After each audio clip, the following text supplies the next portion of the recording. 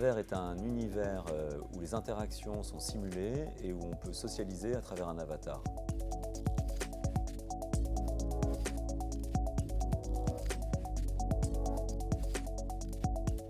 Alors, les avatars ont longtemps été des sortes de super-héros un peu fantasmagoriques et extraordinaires, et on s'aperçoit que la promesse faite avec le retour du métaverse, porté par Facebook, devenu Meta, c'est plutôt un avatar à son image, une image partielle, puisque le bas du corps n'y est pas, et étrangement, ça a l'air de séduire beaucoup de personnes, de se retrouver soi-même dans un nouveau monde.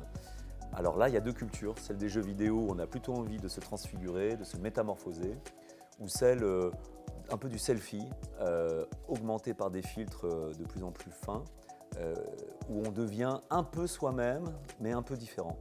Et finalement, c'est cette deuxième culture qui a l'air de prendre le plus d'appui et de puissance, parce que c'est celle qui est proche des usages immédiats des populations.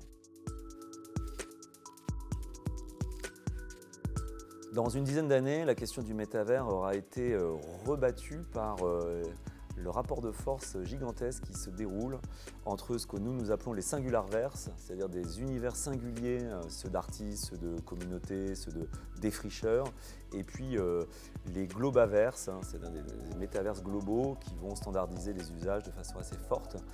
Et encore une fois, on peut imaginer que le globaverse va s'oligarchiser et devenir un ensemble de quelques entreprises, probablement pas ceux qui ont payé pour que le marché s'ouvre.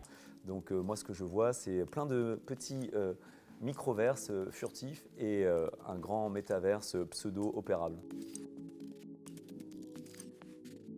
On a encore le temps de poser le débat sur le métaverse. Finalement, c'est un mot valise qui arrange tout le monde. On peut avoir les gens de la réalité virtuelle, les gens du jeu vidéo, les gens des plateformes de réseaux sociaux, les gens du web. Mais entre l'usage de téléphone et un casque de réalité virtuelle, il y aura toujours un grand écart.